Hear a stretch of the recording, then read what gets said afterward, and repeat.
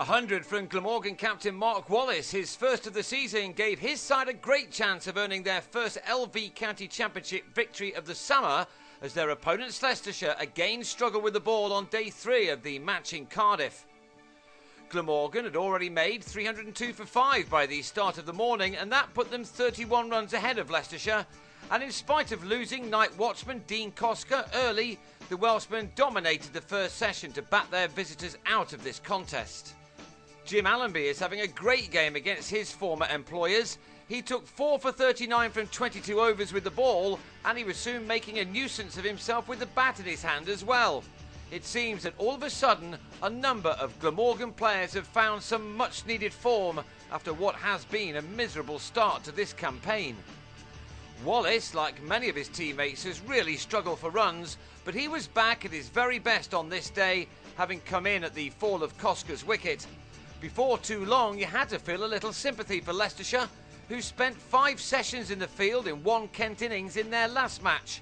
They were not having much joy here either, as Wallace and Allenby started to score off the bowlers at a very handy rate.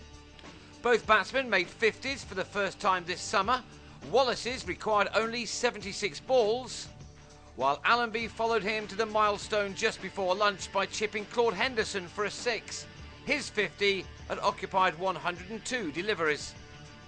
Until their last match, a defeat at Hampshire, Glamorgan had managed only 1 batting bonus point, but this pair took them to the maximum amount in this game as the total raced beyond 400.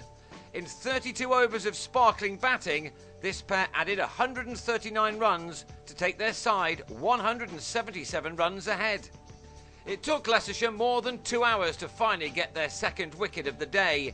Wayne White, one of 9 bowlers employed by Ramnaresh Sarwan, got the breakthrough by having Allenby LBW for 61.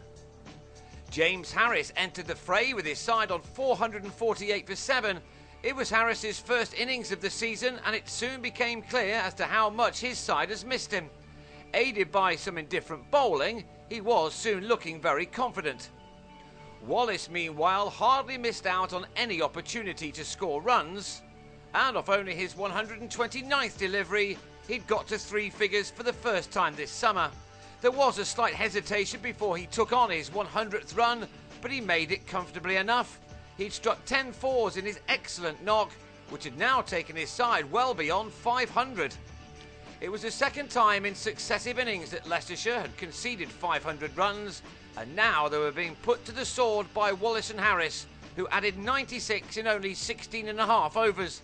They've had to wait for some time for a day like this, so they may as well have taken advantage. Harris made 48 off 65 balls and was unlucky to be out, gloving a leg side delivery from Henderson behind. And the spinner, who got through another 33 overs having bowled 50 at the Kent batsman last time out, also removed Wallace in his next over as the batsman tried to hit him over the taff. Wallace was out for 118 and he soon declared with his side on 558 for 9, which gave them a mammoth first innings lead of 287. The momentum was now with them, and with the ball in his hand, Harris combined with Wallace again to have Greg Smith caught behind for 10.